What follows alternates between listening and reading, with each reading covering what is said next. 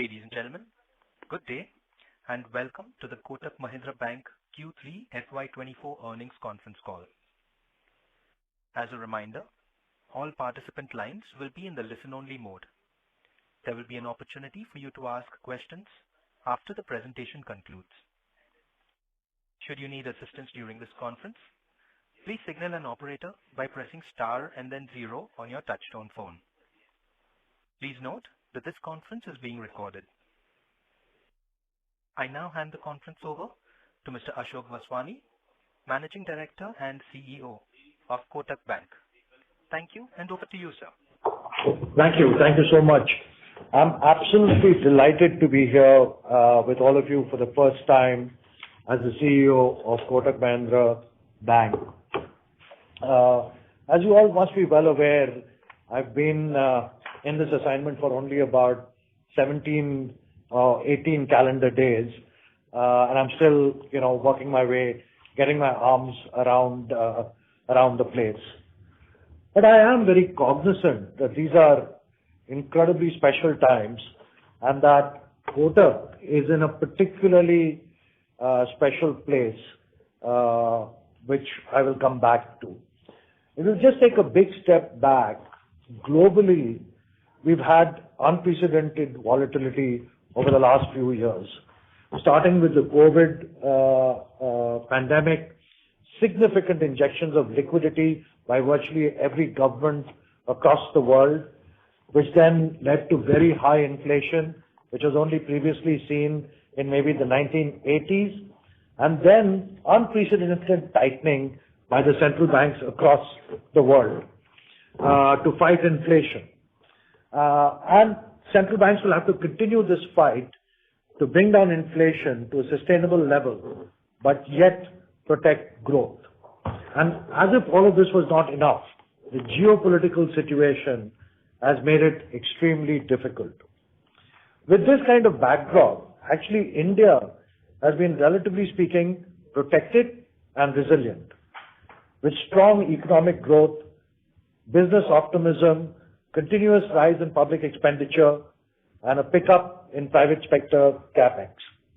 As I look out, India actually looks like quite a shining star amongst the various other economies in the world.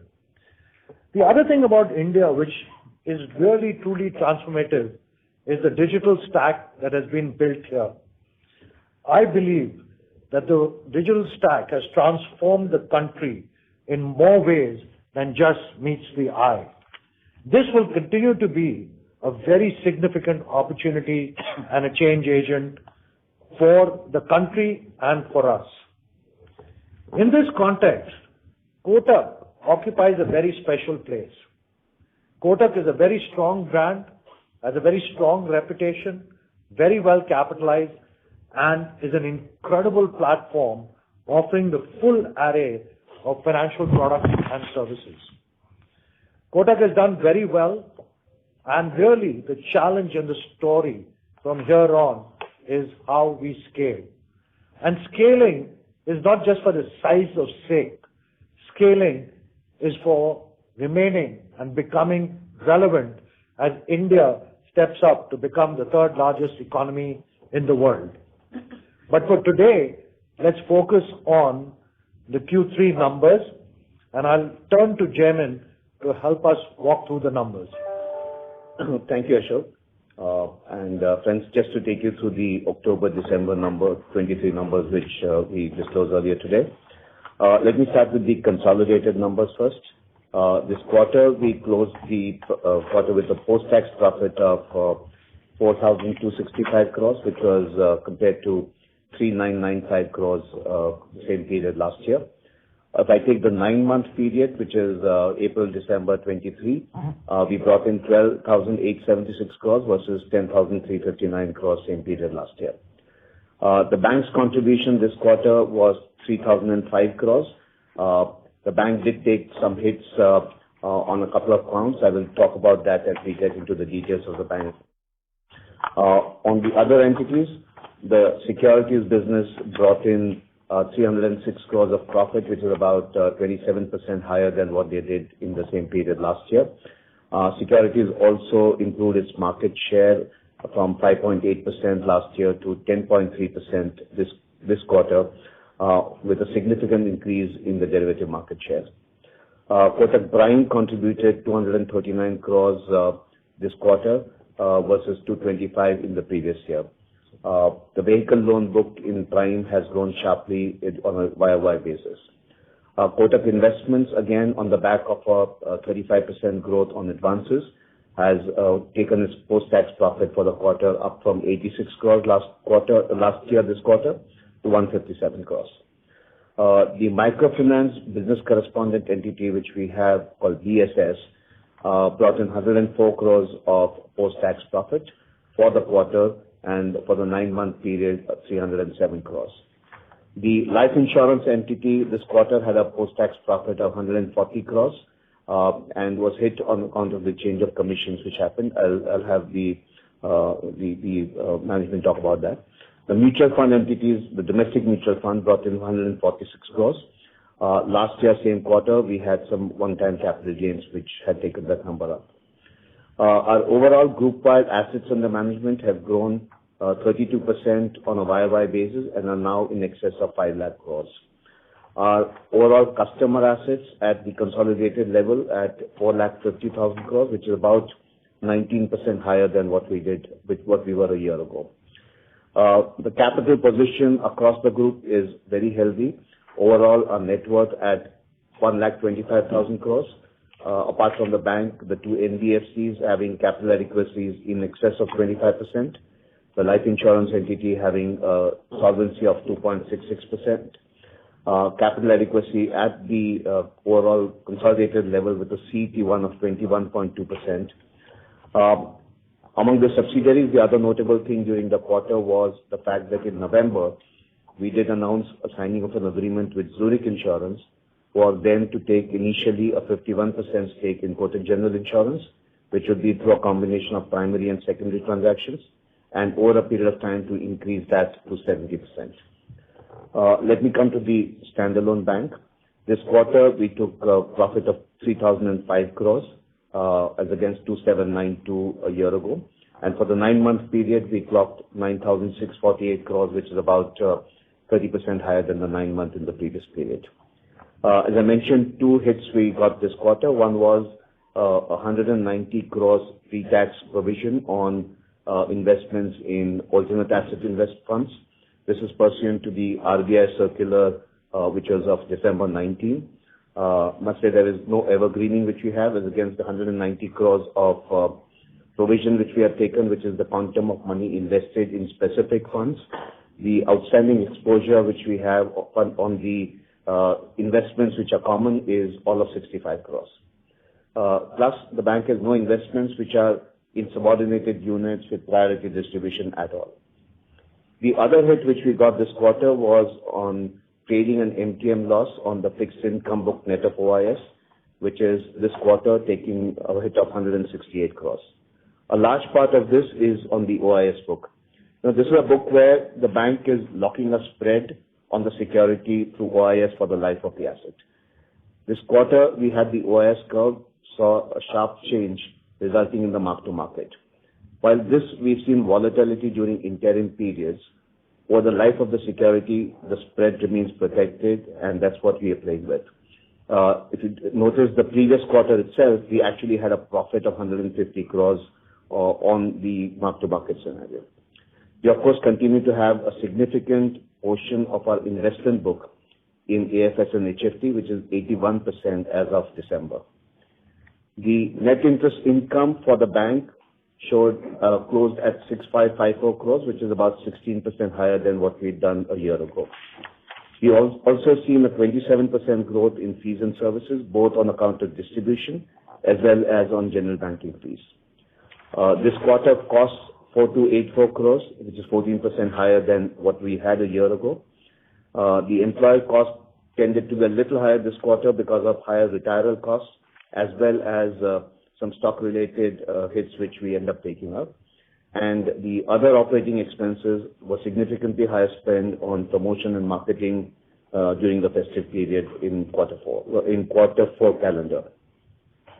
The pre-provision profit, therefore, 4,566 crores, which is 19% higher than what we had, 3,850 crores in quarter 3 last year. Provisions towards advances, 324 crores, which gives us a pre-tax profit of 3,987 crores. Our credit cost at 40 bips versus 47 bips in the previous quarter.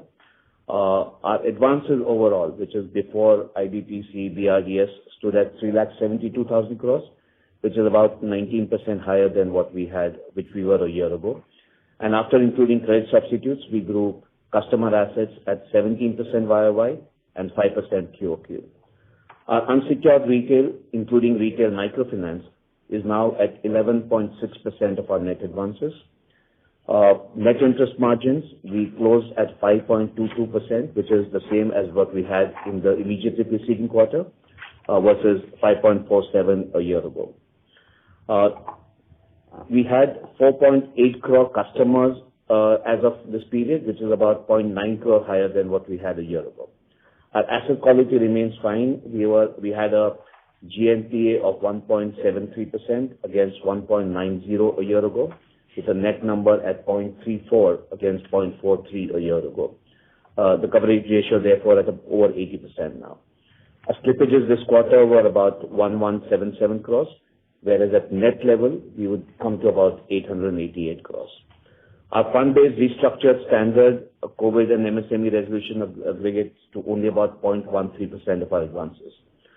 Our CASA at 47.7%, and about another 10% comes from active money, which is the quasi TD which we have. Our capital adequacy again at the bank healthy at 21.3, with CET1 itself at 20.1. Broadly, those were the highlights of what we did this quarter.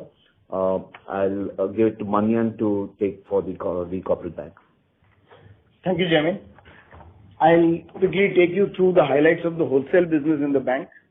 This quarter, our corporate advances grew at a rate of 3% QOQ and 13% YOY. But overall, our funded assets book, including credit substitutes, grew at 7% QOQ. As we have always been talking about, we manage the funded assets, advances and credit substitutes in an interchangeable manner, depending upon the movement of interest rates and pricing that is available on each of those. This quarter, therefore, saw a reasonable pickup in the investment book, which grew actually 21% QOQ. Among the various segments, we saw strong demand for credit offtake from our mid-market and SME segments.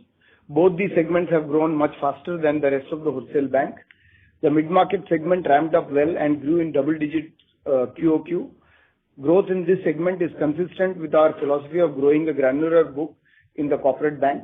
Majority of the mid-corporate book is working capital intensive, and we will continue focusing on faster onboarding of new clients in this segment.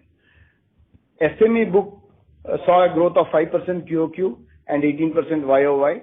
Our focus on NTBs and rollout across more locations has ensured good overall growth in the business. In fact, the business witnessed its record number of NTBs getting onboarded this quarter. SME book quality remains healthy. However, we do continue to see pricing related challenges in this segment. We see even more intense pricing pressures in our traditional large corporate segment, and this has impacted growth of that book in the long-term book as well as the short-term book. But advances growth was relatively healthy in the conglomerates and the multinational segments.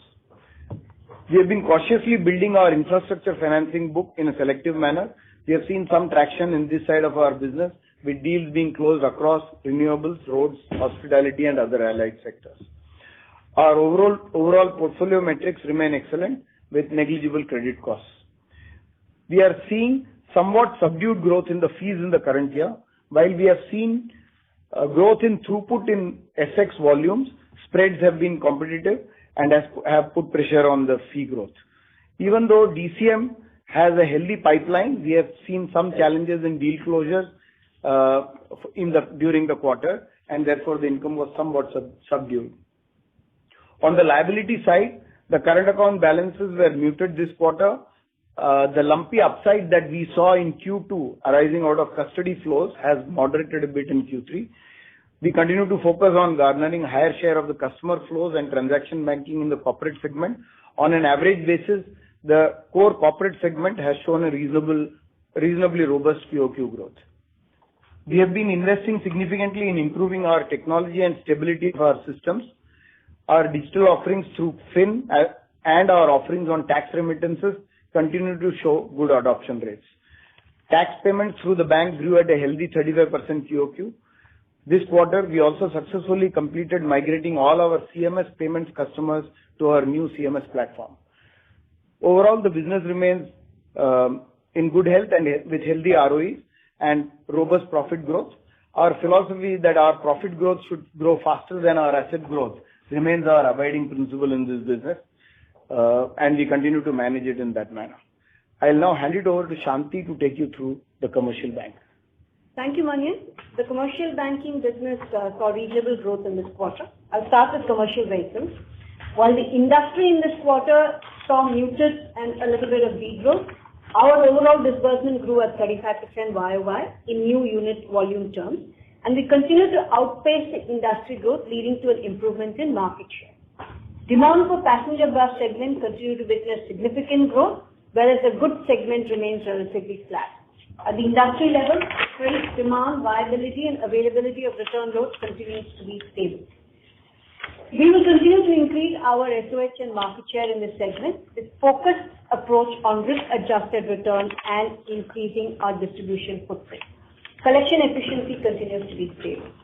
Coming to construction equipment, thanks to the steady and improving demand on the infrastructure side, the industry grew as well as we grew. Our disbursements grew at 38% YOY in Q3, which helped us gain the market share.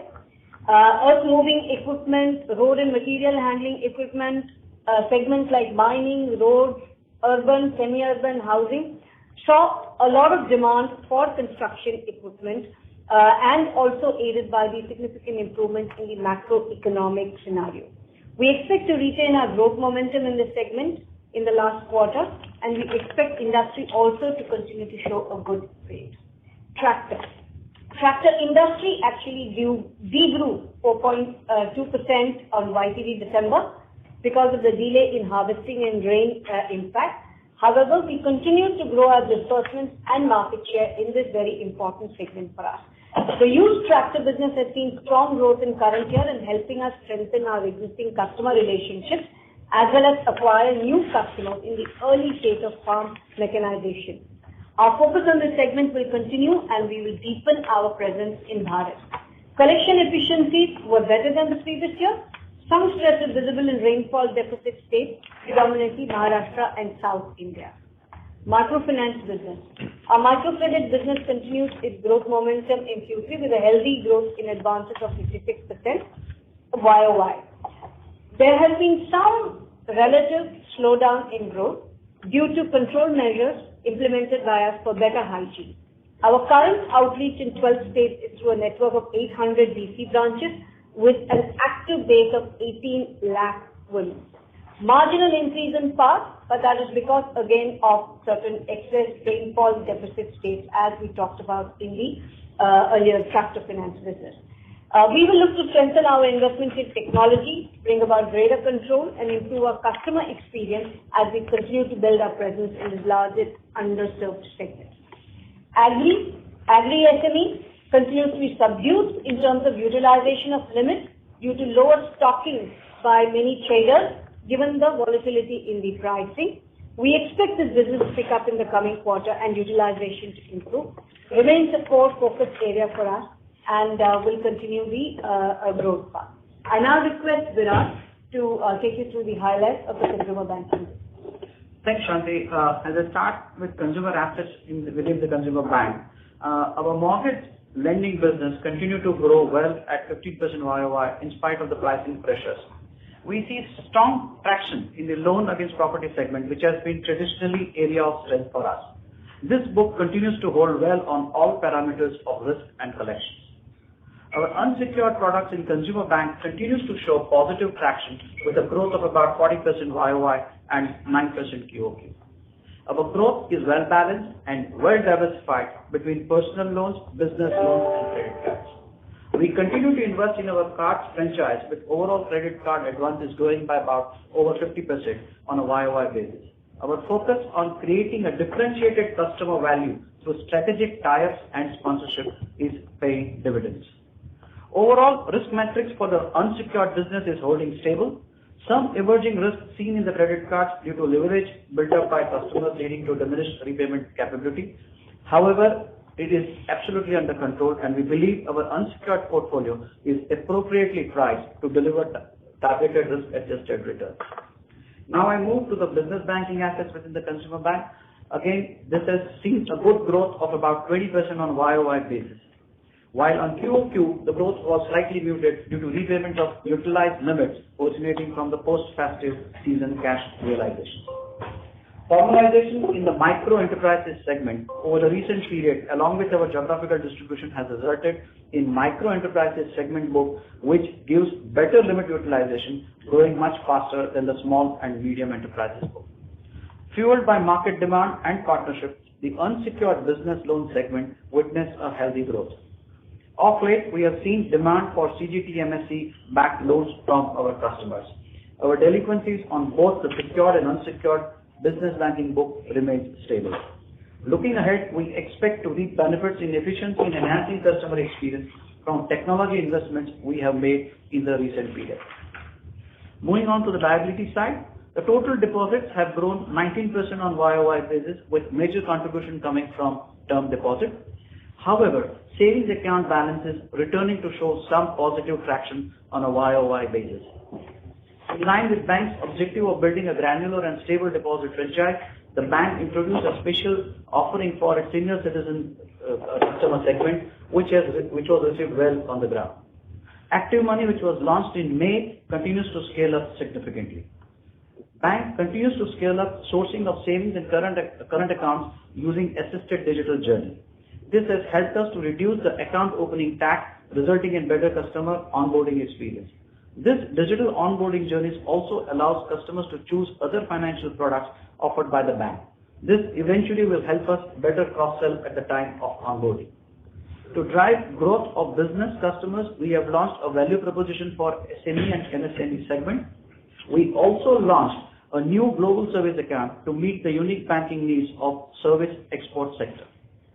We saw significant traction in our customers using our digital platform for payments of statutory taxes in quarter. Thank you. I will now hand it over to Milind for digital update. Thank you, Virat. I'll take this opportunity to explain our strategic thought process on core technology and digital focus areas. It's a three-pronged strategy where firstly, we have to ensure the basics on customer experience and platform. That is, we must provide technology that works fast, that works reliably all the time, while protecting customers' assets and transactions with the highest level of security and privacy.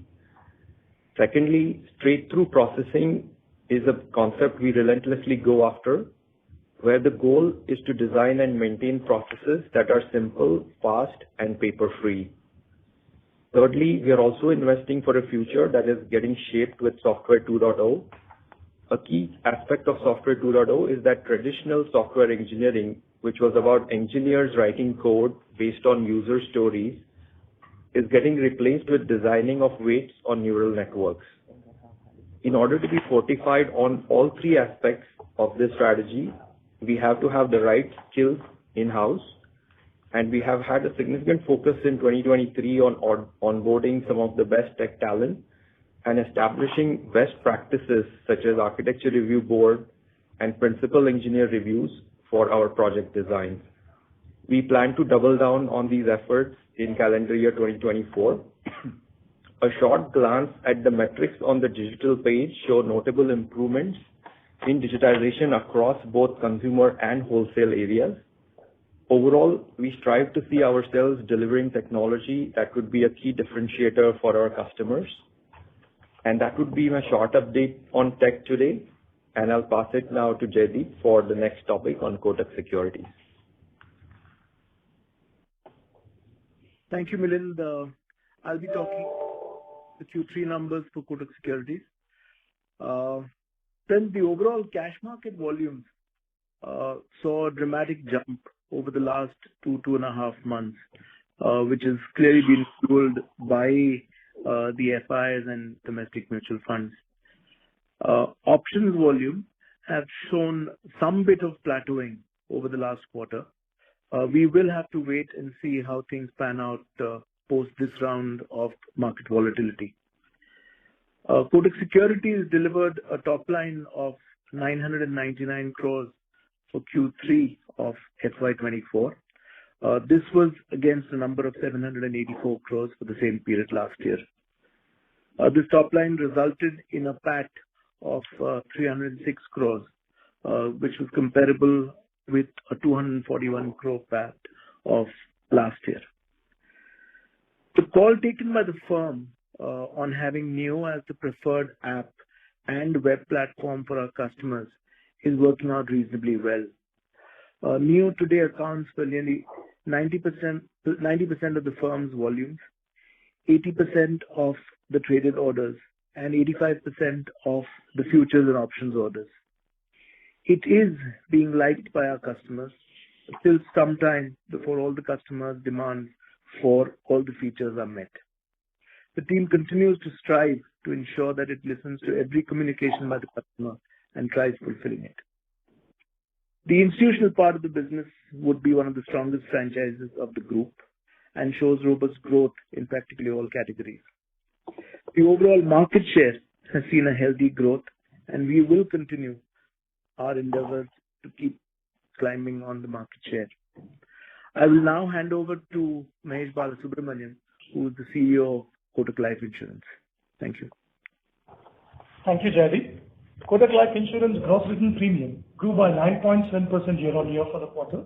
Traditional products contributed 78.9% of regular premium, with non-participating products contributing 46%. Our ULIP growth has been lower than some of our peers, as our focus has been more on the traditional products which deliver consistent margin. The overall protection premium stood at 36.6% of individual new business and group premium. Kotak Life profit after tax for the quarter stood at 140 crores, which was lower than the same period last year. This is mainly due to two reasons: higher guarantee rates to customers on the non-par products sold during the period, resulting in higher new business strain. Secondly, consequent to the change in guidelines wherein commissions have been deregulated, we now pay higher commission to few partners, including Kotak Mahindra Bank. I'll now hand over to Vyomesh Kapasi to go through the results of Kotak Bank. Thank you, Mahesh.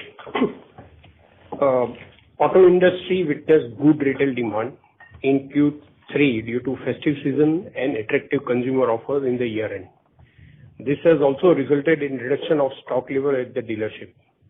So far, industry has grown 7.4% in the current financial year and 8% for the calendar year 2023.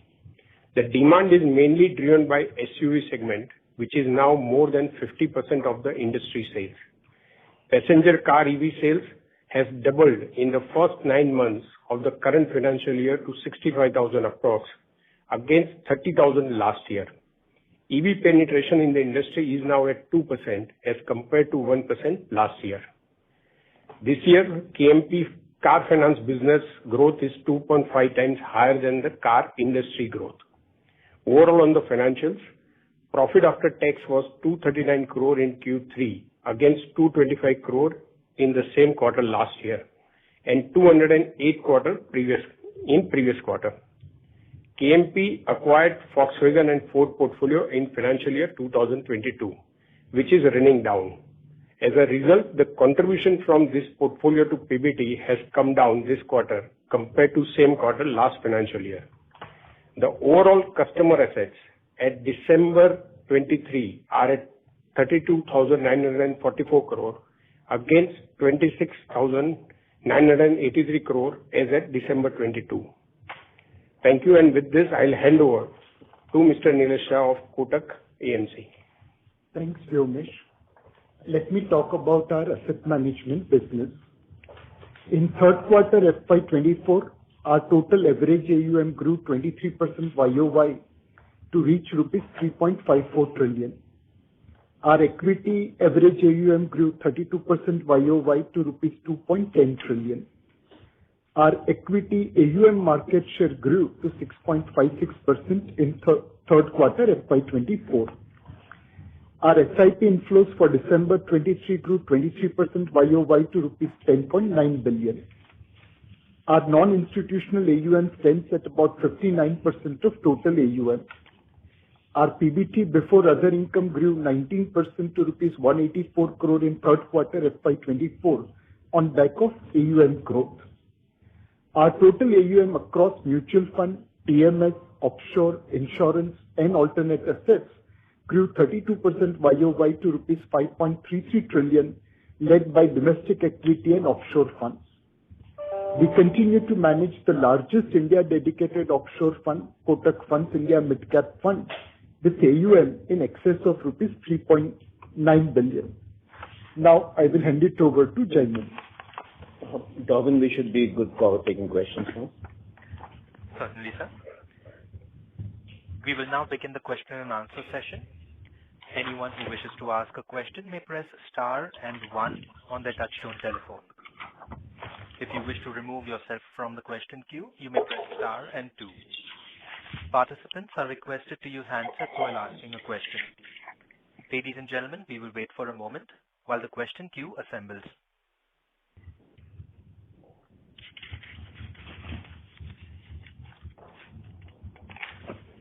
The first question is from the line of Chintan Joshi from Autonomous. Please go ahead.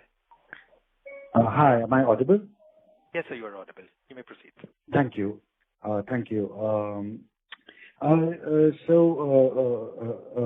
wanted to start off with understanding the sensitivity to your NIM for FY25. So the way I see it, you have something like 35-40 basis points of NIM improvement coming from the business mix shift towards unsecured. And also kind of, 57% of your book is EBLR. So if I think about FY25, what do you see? How do you see the impact of RBI measures on unsecured impacting your book? And how does that flow into NIMs? And also, if there is a rate cut, let's say at the end of FY25, how should that impact your NIMs going forward? If you could give some color on that, that would be helpful.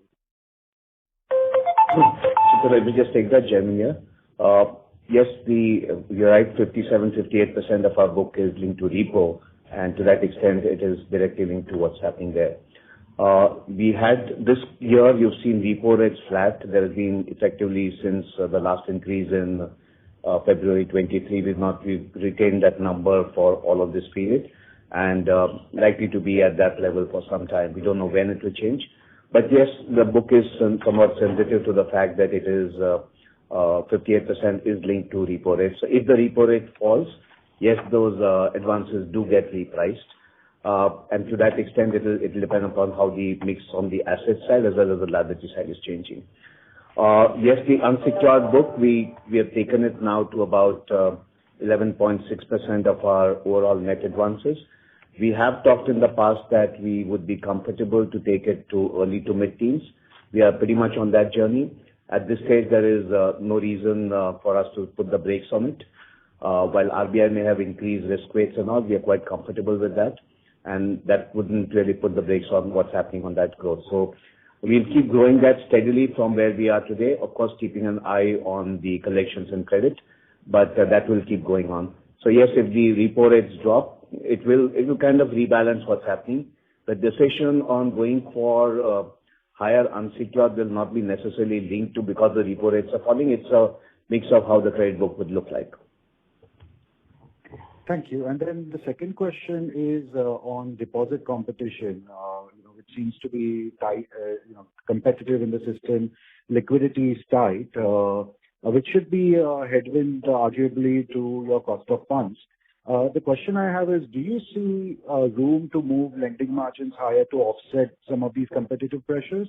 Or do you think, BAU, business as usual, is good enough for the moment? Look, they're two different. Both sides are in the marketplace.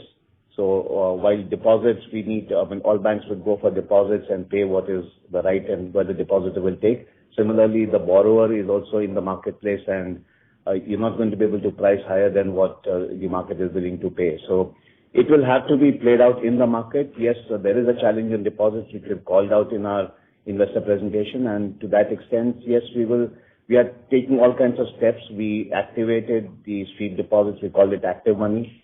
That happened about 6 months ago, and we've seen big traction on that. We had reasonable growth both in the previous quarter and in this quarter. Last quarter, just a month ago, we've activated the senior citizen scheme. So that's again, we pushing that out. So that is a separate play, and what the market will pay you on the borrowing, on the asset side is a completely different game. So you don't, okay. So, do you see any signs of lending margins increasing in face of deposit competition pressure? Not really. I think that will play it out. I think there are enough players on the lending side also. So it's a competitive market, and each of the product segments and the customer segments you are in are very different pricing. So it is a very competitive market, and we sort of have a strategy in each of the segments. Okay, thank you. And finally, just wanted to say welcome to Ashok and congrats on the role. Thank you. Thank you so much. Much appreciated. Thank you. The next question is from the line of Maharu Kadajania from Nuvama. Please go ahead. Yeah, hello. Hi. My question is, in general, a discussion, on LDRs, because the presentation has talked about, you just mentioned the deposit challenge. And then there are talks from some banks that RBI is monitoring LDRs more closely than it was earlier. So, how do I view this in the context of Kotak? Especially in FY25, because if you take the third quarter, say third quarter loans grew 3.3. If you take an annualization of 3.5, then you're talking about maybe 14-15% loan growth. Is that the loan growth, kind of loan growth that the bank will settle for, or is there scope for LDRs to move higher? How does it pan out from here? Is there any guidance or, any rough target that you could give on where LDRs should settle in FY25? So, Mark, let me just put a couple of things there. One is what you talked about, the 3.odd% as advances growth for the quarter is at the net level. If you look at the level before the IBPC, BRDS and others, the number of customer asset growth is about 5.3% odd for the quarter. So that takes it to about 20% thereabouts annualized. So that's broadly the asset side growth which is happening at this stage. IBPC, BRDS is like a way of funding that to keep that growing. On the LDR, we are at 88 odd% at the end of December. Let's also recognize the fact that while 88 may be optically higher, we also have among the highest tier 1 capital in the industry, which is pure equity. Our CET1 today is about 21%, which is giving a lot more cushion to what we can do with it. Plus, look at the fact that on the LCR, we are at about 126% overall at group level, about the same level as what we were a year ago. So there is enough liquidity there. And yes, we will keep looking at that. And we also at times fund coming through other means. Take this quarter itself, where we did about 3,000 odd crores through borrowings, which were from refinancing from SIDBI. So there are other avenues which are available to fund the asset growth. We will keep looking at it. Of course, deposits is something which we are very focused on. Okay. So, we can still see high teens growth next year? Yeah. I mean, the standard thing, if you notice Kotak for the last 20 odd years, has been that if you take the nominal GDP, we would typically end up in the space of 175 to 2 times that growth at a time when we want to grow. Of course, there are times when we hunker down, which is not the stage at this stage. Okay, so high teens should be possible. And my last question is on basically again deposits only. With so much competition in deposits, do you think deposit rates are likely to rise or margin pressure? You could see margin pressure going ahead. Okay, so Maruk, let me take that question. I'm saying that, if you look at what we did, You have savings at about 3.5%. You have term deposits at about, give or take, 7.2%. And we introduced Active Money, which actually gives a cost in between savings and deposits, savings and TD. So we introduced another product that gives us another flow of deposits. We will have to keep on innovatively looking at sources of funding for the purpose of our balance sheet, and also look at how do you optimize cost of funds. We will do what it takes. I'm saying if you see the market now, all the banks are raising deposits to fund their growth because there is growth, and finding the various niches and strategies to play this game.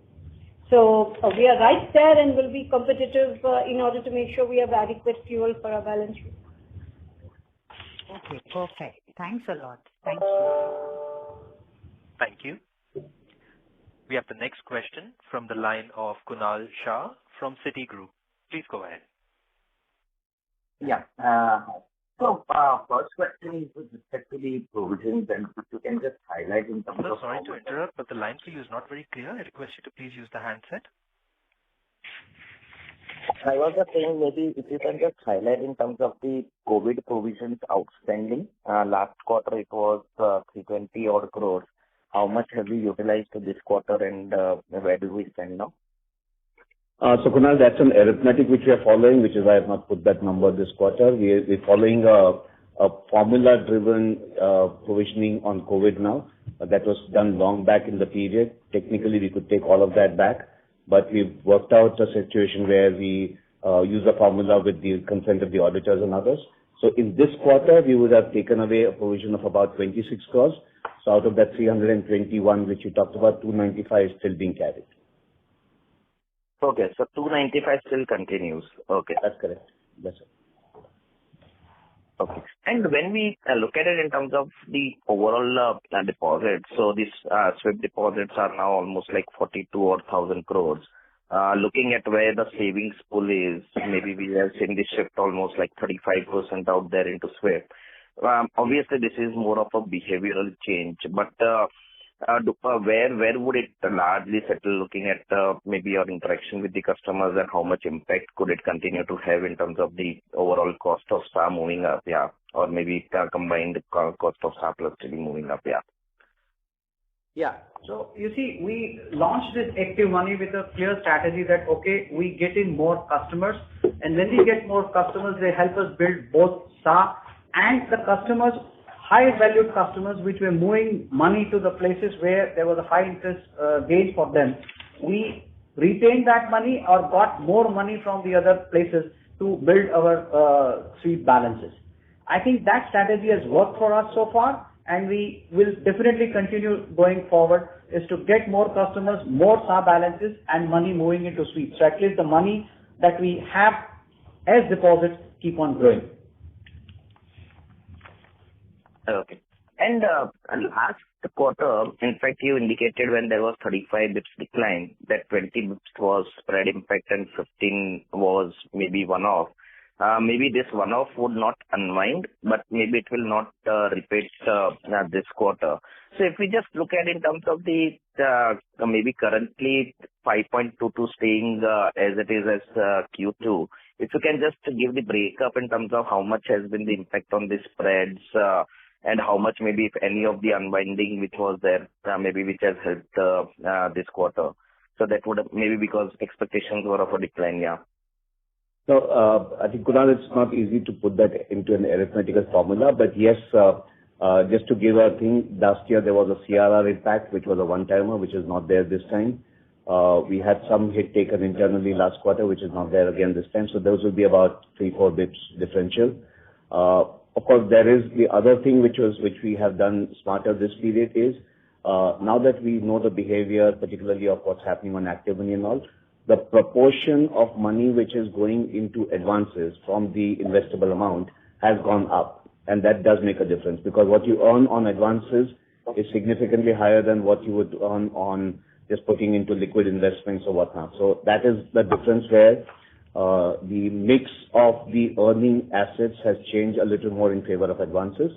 And that's, again, continuing to be an effort, and we'll keep doing what it takes there. So then investment rise of almost 17,000 crores during the quarter away from the cash. So, in fact, investments also growing on a quarter-on-quarter basis from 120, now 120, it's gone up to 146. So maybe obviously some cash has been put into the investments, but if you look at between the advances and the investments is also growing and largely credit substitute is a part of it. That's correct. That's the credit substitute growth, which is effectively what we looked at as customer assets, whether it comes to loans. Yeah. Okay. So you are saying not maybe mainly the low yielding one, but still getting into the credit substitutes, and that's helping. Okay. That's right. Okay. Good. Okay. Yeah. Thank you. Thank you. Ladies and gentlemen, to ensure the management is able to address questions from all participants in the queue, please restrict your questions to 2 per participant. The next question is from the line of Saurabh Kumar from JP Morgan. Please go ahead. Hi, sir. Just one question on your ROA. If you have, so historically we used to be, in the 1.8, 1.9% odd ballpark. Now with this unsecured mix moving up, would you say this 2.2 handle should be the new normal at which Kotak operates at, given the mix change? The 2.2, actually, what you're saying, the 2.2 I presume you're talking about is at standalone level. That 2.2 has also got hit thanks to the 2 hits which we took, including the AIF hit, which is purely accounting. So it could actually be higher. But the numbers which you're talking about, that 1.9 and odd, were in a different era. We've raised capital after that. Does help you on the ROA number, which effectively we raised about 7,000 crores in 2020. And that's taken up our CET1 ratio. So that does help on the ROA. But I think overall, the margins have tended to get higher. If you again go back to that era of 1.9 thereabouts, our NIMs were operating more in the 4.5 range. We are now talking about consistently in the 5+ range. Yes, I mean a mix shift in the book, that's a higher ROA book. So my question was like now we should expect Kotak to be now structurally above the 2%, 2.1, 2.2% ballpark, right? Again, that is the ROA is more of a consequence. And yes, the mix change has helped on the asset side. And yes, the consistent thing of, pushing the CASA numbers again.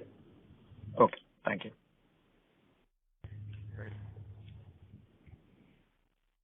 Thank you. The next question is from the line of Jay from ICICI Securities. Please go ahead. Good evening, sir, and thanks for the opportunity. Sir, my first question is on cost of deposits. And so last quarter, we had said that considering our duration of term deposits, the TD cost should be more or less plateauing. So while we don't give the interest on deposits or the TD cost separately, is that a fair assumption that, the TD cost would have been plateauing? And just a supplement to that is that, the fag end of the quarter, SBI and maybe some other banks had raised their deposit rate. So how should we look at the cost of deposit for our bank? That's a market-driven thing technically. And yes, you've seen if the big boys play the deposit game, some of us will end up having to raise the deposits. Yes, so I wouldn't say it's absolutely plateauing, but yes, the range has been narrow.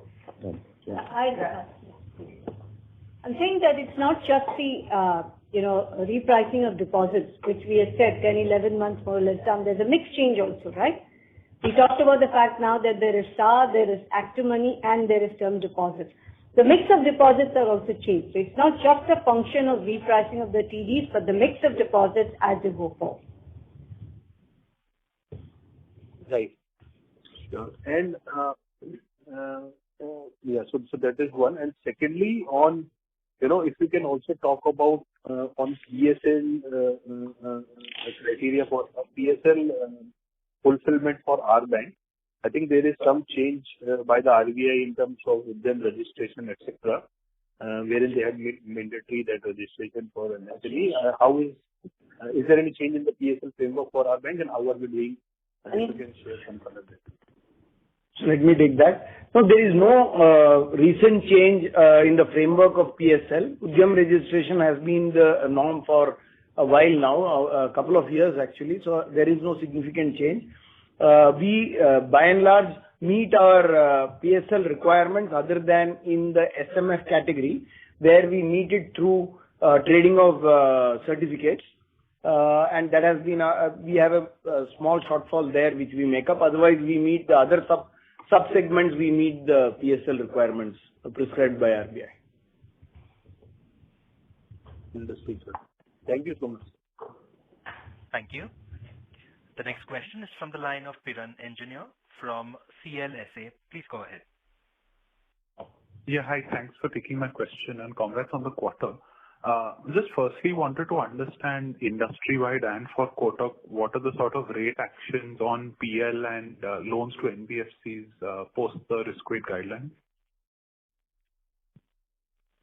What is the question? Can you just repeat that, please?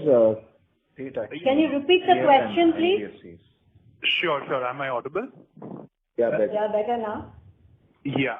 So I'm saying that after RBI's risk weight guidelines for personal loans and loans to NBFCs, how much have we and the industry increased pricing in these loans by?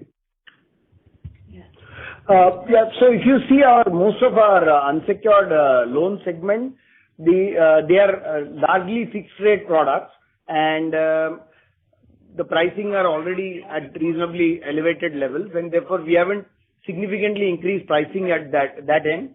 On NBFC, as a loan to NBFCs, yes, we have made our adjustment to prices that are required to get us the right ROEs on the products. Yes. Yeah.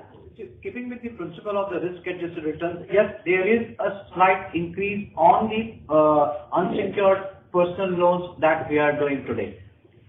So there is some increase that we have done.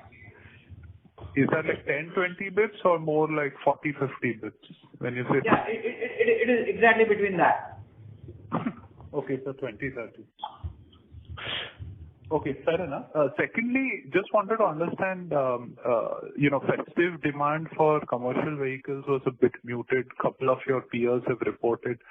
But we've delivered like 9% QOQ growth. So what exactly are we seeing, or is there some sort of one-off in the base that we need to understand out here, or some market share gains? Can you just elaborate on that?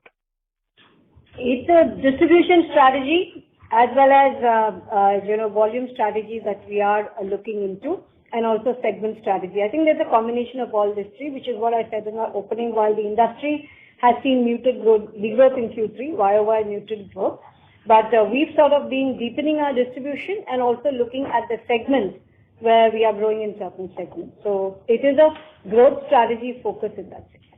Market share. Is it like some new segments that we have entered into within commercial? Like started doing used commercial vehicles? Yeah. So we have done two things. One is the proportion of used commercial vehicles has gone up slightly. And we are also, we have made some penetration into what we call the small commercial vehicle segment. Got it. And just lastly, in terms of OpEx to assets, now we used to be at 2.5% pre-COVID, now consistently north of 3%. Is that a consequence of our, strategy of going more into unsecured retail, which of course is a high-cost product, or how should we think about that over a 2-3 year period? No, right now, yes, there is some investment more which is happening on the cost side, but yes, the effort over a period of time is to bring it down. I don't think we are wanting to be staying at 3+ overall. Got it. Okay, thank you so much and wish you all the best. Thank you. Ladies and gentlemen, we request you to please restrict your questions to one question per participant. The next question is from the line of Abhishek Murarka from HSBC. Please go ahead. Yeah, hi, good evening. So my question is on deposit costs. If you can share what is the incremental cost of deposits or cost of term deposits, whatever you find easier to share. And also LCR, I think you mentioned 120% at the group level. Can you also share that number for the bank? No, the group level LCR is 126.9 and the standalone bank is at about 119.5. 120, yeah. So similar to last quarter? That's right. Yes. Yeah. And on cost of term deposits, the incremental cost? I wouldn't have incremental. I wouldn't want to get into incremental, but our overall deposit, I think as Shanti alluded to, would be about 6.5, 6.7 there, in that range. Would you? Term deposits. Term deposits, yeah. Deposit. Term deposits is 6.5 to 6.7. Is that correct? That's correct. Okay. So basically, in terms of deposit, the gap between your outstanding deposit costs and incremental, can you give an indication of how much that would be?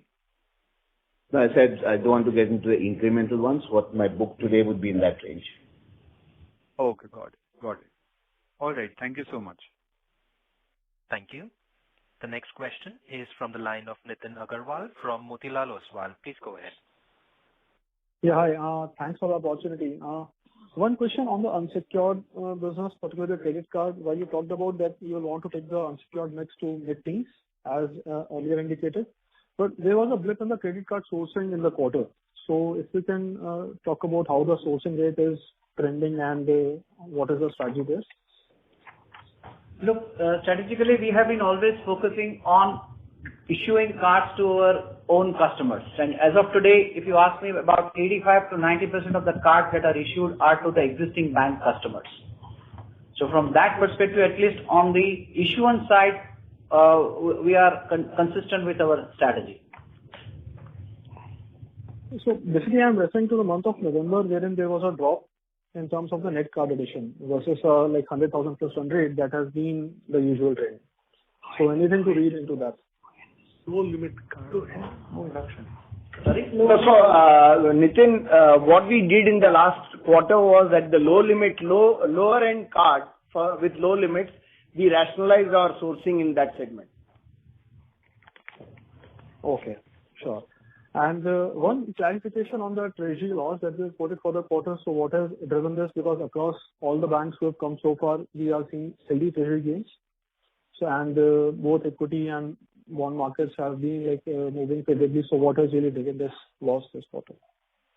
I haven't understood the question, but just to explain that, as I mentioned, it is broadly the bond swap strategy which we are following, where in effect we lock the spread over the life of the asset, where the OIS curve can move differently, and this quarter it had moved sharply. So we would have intermediate fluctuations on the thing, but over a period of the life of the asset.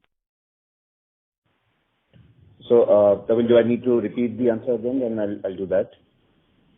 So just to explain the treasury loss which we took this quarter, it is basically a part of the bond swap strategy which we do, where over the life of a security, the swap enables us to fix up a lifetime spread which we are protected on. While the swap curve moves, there could be volatility in the intermediate periods. We saw a profit in the previous quarter. We've taken a hit in this quarter. But over the life of the asset, the spread is protected, and that's what we play on. So yes, we'll have to live with this volatility over periods, but I think over the life of the security, it's a gain which we quite like, and we'll continue that. Right.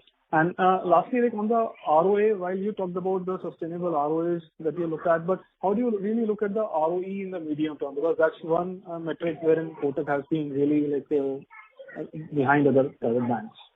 No, I take the point. Just as the ROA is helped by the equity which we raised, it is a drag on the ROE because at 21% CET1, it's significantly higher than what we would need. So to that extent, yes, we would look at and we would take a look at what we do with that. But yes, the capital which we raised 3-4 years ago has effectively the profits have been enough to keep the growth going. And to that extent, we'll keep looking at what we do with the capital. Sure. Thanks so much, and wish you all the best. Thank you. The next question is from the line of Param Subramanian from Nomura. Please go ahead. Yeah, hi. Thanks for the opportunity. Just one data keeping question. So for the investment book, how is it split between GSEC and non-GSEC? Because the credit substitutes has gone up, and you mentioned you manage margins by moving cash into credit substitutes. but at the same time, we maintained the LCR. So if you could just explain how that happened. Yeah. Well, broadly, no, our GSEC book is about 108,000 out of the 145,000. So while we've seen that, I think somebody asked earlier about 128 in the previous quarter going to 145. A large part of that has gone into investing, which is in credit substitutes. Effectively, of the 145, about 108 would be with respect to GSECs, and about 28, which is the credit substitutes there. The balance will be including our investments in subsidiaries and whatnot. Yeah, Chairman, could you explain how the LCR has been maintained? Despite, you said that the margins have been managed, the 15 bits drag on margins, which was there last time, has been managed. There are two different things. I'll talk about the margin. I'll let Paul take the LCR bit. The margin is there because of the fact that you have the proportion of advances to the earning investments has increased. And even a small change does make a difference, because what you make on your advances is from a yield basis higher than what you will make on investing or interbank funds. So that's how the margin was maintained over the last quarter. In terms of LCR, you have to take that. See, overall LCR is good because we are fairly comfortable on our liquidity position, and therefore that is really what is helping us to maintain our LCR. However, we sort of carefully balance how much our inflows and outflows in the short term. We manage some of that. We manage our HQLA, we manage our investments, and therefore also try to optimize LCR using that. So it's a combination of these that helps us to manage our overall LCR. But I think the underlying factor is really that we're fairly comfortable on liquidity.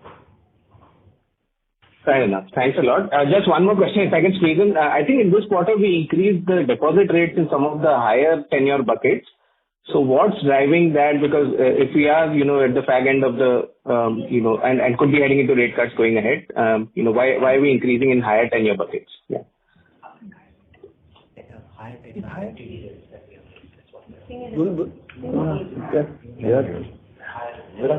Good. Look, in terms of the opportunities in the market plus an option to get higher, this is a time where the interest rates, people believe they are at the peak, and from here on it will come down, and hence there is an opportunity for us or for the customers to lock in the deposits at the higher end, and that's where we saw the opportunity, and in certain durations we have raised that rate, and there again to be competitive with the 3 or 4 competitors whom we benchmark with. Okay, thanks a lot. All the best. Thank you. Thank you. Ladies and gentlemen, we will take that as a last question. I would now like to hand the conference over to Mr. Ashok Vaswani for closing comments. Over to you, sir. Guys, just on behalf of the entire Kotak team, wanted to say a very big thank you and appreciate you doing this on a Saturday evening. And with this, I call it to close for this quarter's results. Thank you. Thank you. On behalf of Kotak Mahindra Bank, that concludes this conference. Thank you all for joining us. You may now disconnect your lines.